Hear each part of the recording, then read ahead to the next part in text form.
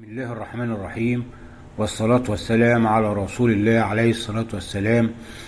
النهاردة إن شاء الله في جولة كده جميلة وممتعة داخل المتحف القبطي اللي هو أحد متاحف مصر العريقة، وهو يعد أكبر متحف للآثار القبطية في العالم أو المسيحية في العالم، حيث أنه يضم مجموعات نادرة من الفن المصري أو القبطي القديم.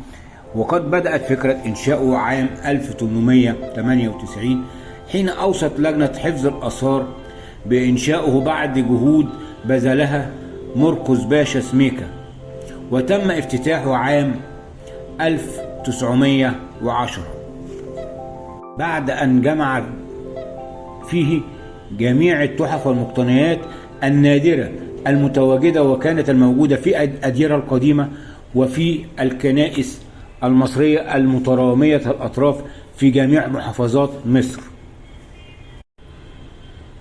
وأنا مش هتكلم كتير، أنا هترك لكم هذه التحف أن تنظروا إليها بإبداع الفن المصري القديم، وأترك لكم الخيال لكي تعيشوا معه. والسلام عليكم ورحمة الله وبركاته. خالد محر. بسم الله الرحمن الرحيم، والصلاة والسلام على رسول الله عليه الصلاة والسلام. النهاردة إن شاء الله في جولة كده جميلة وممتعة داخل المتحف القبطي اللي هو أحد متاحف مصر العريقة، وهو يعد أكبر متحف للآثار القبطية في العالم أو المسيحية في العالم، حيث أنه يضم مجموعات نادرة من الفن المصري أو القبطي القديم. وقد بدأت فكرة إنشاؤه عام 1898 حين أوصت لجنة حفظ الآثار بإنشاؤه بعد جهود بذلها مرقس باشا سميكة، وتم افتتاحه عام 1910 بعد أن جمع فيه جميع التحف والمقتنيات النادرة المتواجدة وكانت الموجودة في الأديرة القديمة وفي الكنائس المصرية المترامية الأطراف في جميع محافظات مصر. وأنا مش هتكلم كتير، أنا هترك لكم هذه التحف أن تنظروا إليها بإبداع الفن المصري القديم،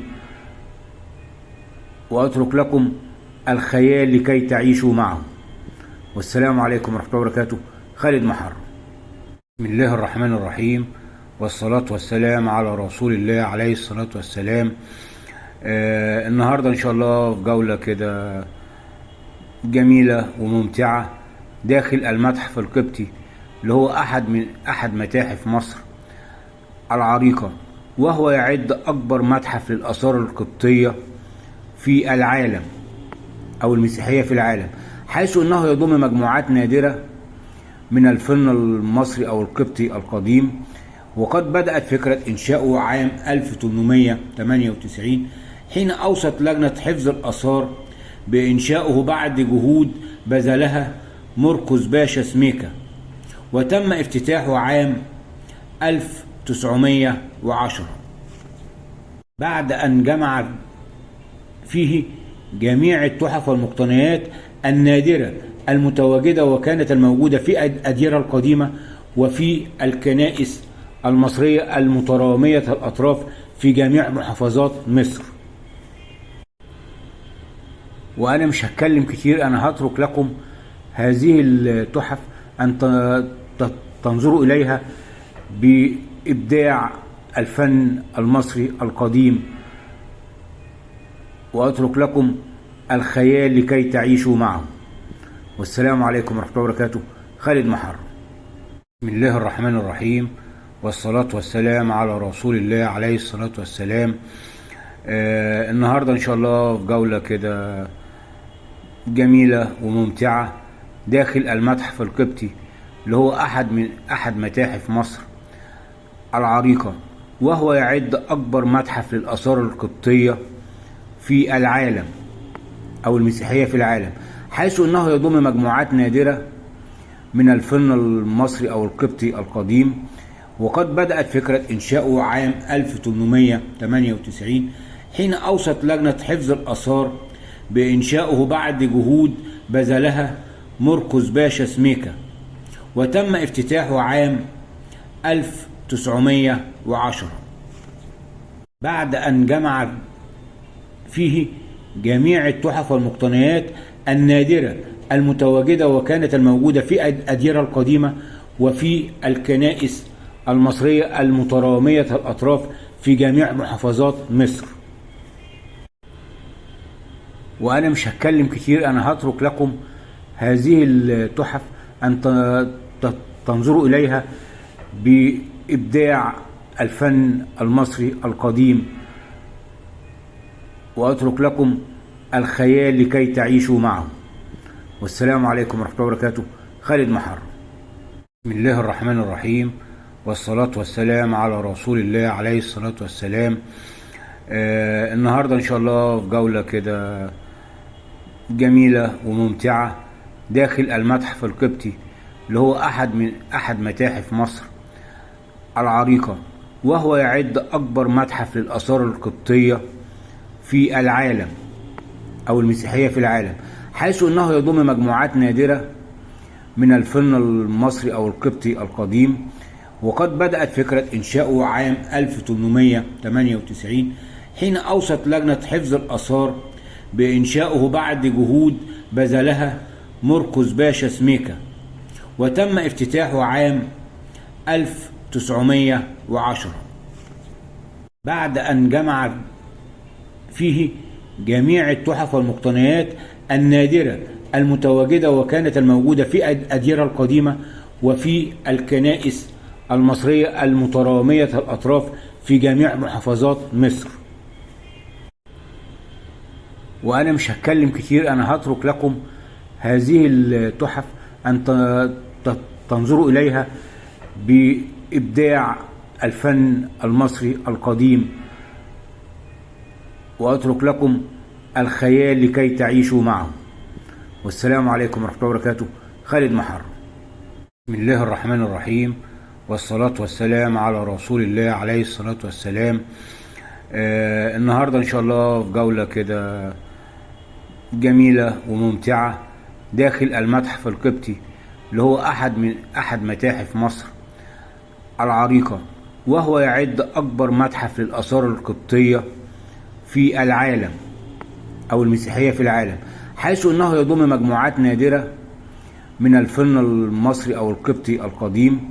وقد بدأت فكرة إنشاؤه عام 1898 حين أوصت لجنة حفظ الآثار بإنشاؤه بعد جهود بذلها مرقس باشا سميكة، وتم افتتاحه عام 1910 بعد أن جمع فيه جميع التحف والمقتنيات النادرة المتواجدة وكانت الموجودة في الأديرة القديمة وفي الكنائس المصرية المترامية الأطراف في جميع محافظات مصر. وأنا مش هتكلم كتير، أنا هترك لكم هذه التحف أن تنظروا إليها بإبداع الفن المصري القديم، وأترك لكم الخيال لكي تعيشوا معه. والسلام عليكم ورحمة الله وبركاته. خالد محر. بسم الله الرحمن الرحيم، والصلاة والسلام على رسول الله عليه الصلاة والسلام.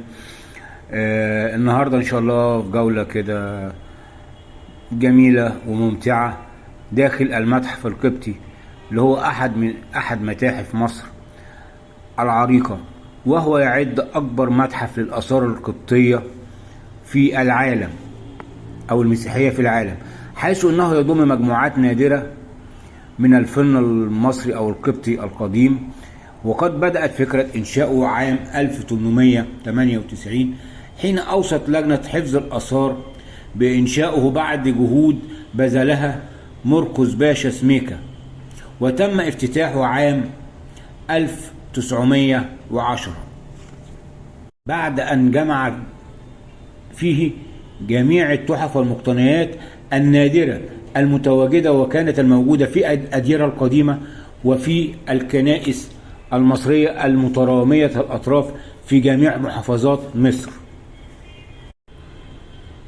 وأنا مش هتكلم كتير، أنا هترك لكم هذه التحف أن تنظروا إليها بإبداع الفن المصري القديم، وأترك لكم الخيال لكي تعيشوا معه. والسلام عليكم ورحمة الله وبركاته. خالد محر. بسم الله الرحمن الرحيم، والصلاة والسلام على رسول الله عليه الصلاة والسلام. النهاردة إن شاء الله في جولة كده جميلة وممتعة داخل المتحف القبطي، اللي هو أحد متاحف مصر العريقة، وهو يعد أكبر متحف للآثار القبطية في العالم أو المسيحية في العالم، حيث أنه يضم مجموعات نادرة من الفن المصري أو القبطي القديم. وقد بدأت فكرة إنشاؤه عام 1898 حين أوصت لجنة حفظ الآثار بإنشاؤه بعد جهود بذلها مرقس باشا سميكة، وتم افتتاحه عام 1910 بعد أن جمع فيه جميع التحف والمقتنيات النادرة المتواجدة وكانت الموجودة في الأديرة القديمة وفي الكنائس المصرية المترامية الأطراف في جميع محافظات مصر. وأنا مش هتكلم كتير، أنا هترك لكم هذه التحف أن تنظروا إليها بإبداع الفن المصري القديم، وأترك لكم الخيال لكي تعيشوا معه. والسلام عليكم ورحمة الله وبركاته. خالد محر. بسم الله الرحمن الرحيم، والصلاة والسلام على رسول الله عليه الصلاة والسلام. النهاردة إن شاء الله في جولة كده جميلة وممتعة داخل المتحف القبطي، اللي هو أحد متاحف مصر العريقة، وهو يعد أكبر متحف للآثار القبطية في العالم أو المسيحية في العالم، حيث أنه يضم مجموعات نادرة من الفن المصري أو القبطي القديم. وقد بدأت فكرة إنشاؤه عام 1898 حين أوصت لجنة حفظ الآثار بإنشاؤه بعد جهود بذلها مرقس باشا سميكة، وتم افتتاحه عام 1910 بعد أن جمع فيه جميع التحف والمقتنيات النادرة المتواجدة وكانت الموجودة في الأديرة القديمة وفي الكنائس المصرية المترامية الأطراف في جميع محافظات مصر. وأنا مش هتكلم كتير، أنا هترك لكم هذه التحف أن تنظروا إليها بإبداع الفن المصري القديم، وأترك لكم الخيال لكي تعيشوا معه. والسلام عليكم ورحمة الله وبركاته. خالد محر. بسم الله الرحمن الرحيم، والصلاة والسلام على رسول الله عليه الصلاة والسلام. النهاردة إن شاء الله في جولة كده جميلة وممتعة داخل المتحف القبطي، اللي هو أحد متاحف مصر العريقة، وهو يعد أكبر متحف للآثار القبطية في العالم أو المسيحية في العالم، حيث أنه يضم مجموعات نادرة من الفن المصري أو القبطي القديم. وقد بدأت فكرة إنشاؤه عام 1898 حين أوصت لجنة حفظ الآثار بإنشاؤه بعد جهود بذلها مرقس باشا سميكة، وتم افتتاحه عام 1910 بعد أن جمع فيه جميع التحف والمقتنيات النادرة المتواجدة وكانت الموجودة في الأديرة القديمة وفي الكنائس المصرية المترامية الأطراف في جميع محافظات مصر. وأنا مش هتكلم كتير، أنا هترك لكم هذه التحف أن تنظروا إليها بإبداع الفن المصري القديم، وأترك لكم الخيال لكي تعيشوا معه. والسلام عليكم ورحمة الله وبركاته. خالد محر. بسم الله الرحمن الرحيم، والصلاة والسلام على رسول الله عليه الصلاة والسلام. النهاردة إن شاء الله في جولة كده جميلة وممتعة داخل المتحف القبطي، اللي هو أحد متاحف مصر العريقة، وهو يعد أكبر متحف للآثار القبطية في العالم أو المسيحية في العالم، حيث أنه يضم مجموعات نادرة من الفن المصري أو القبطي القديم.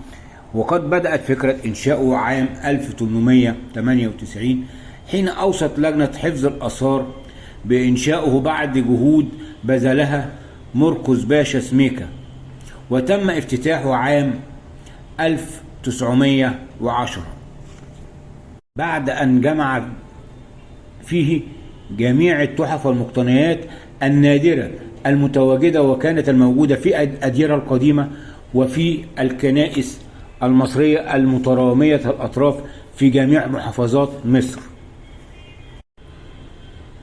وأنا مش هتكلم كتير، أنا هترك لكم هذه التحف أن تنظروا إليها بإبداع الفن المصري القديم، وأترك لكم الخيال لكي تعيشوا معه. والسلام عليكم ورحمة الله وبركاته.